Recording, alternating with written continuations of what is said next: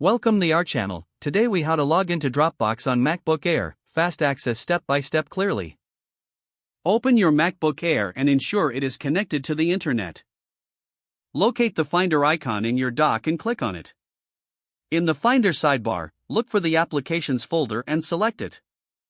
Scroll through the applications list until you find the Dropbox app. If you don't have Dropbox installed, open your web browser and navigate to Dropbox.com.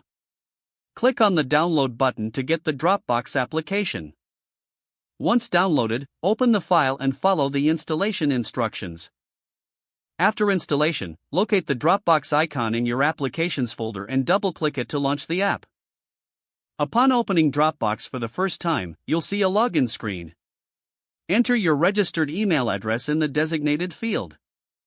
After entering your email, type in your password. If you've forgotten your password, click on the Forgot Your Password link for assistance. Once you've entered your credentials, click on the Sign In button. If prompted, allow Dropbox to access your files and folders by clicking on Allow. Once logged in, your Dropbox folder will appear, showing your synced files. For quick access in the future, you can pin the Dropbox app to your dock.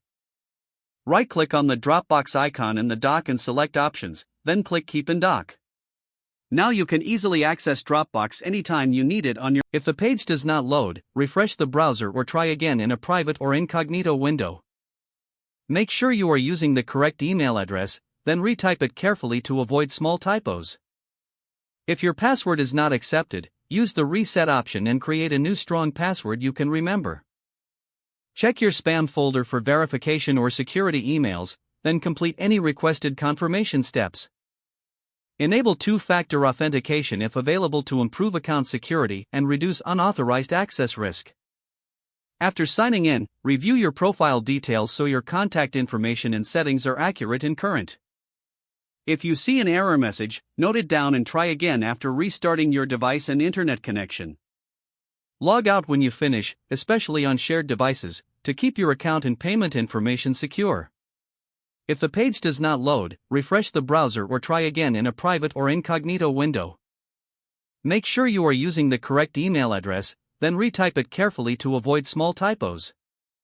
If your password is not accepted, use the reset option and create a new strong password you can remember. Check your spam folder for verification or security emails, then complete any requested confirmation steps. Don't forget to like this video and subscribe to our channel for more step-by-step tech guides.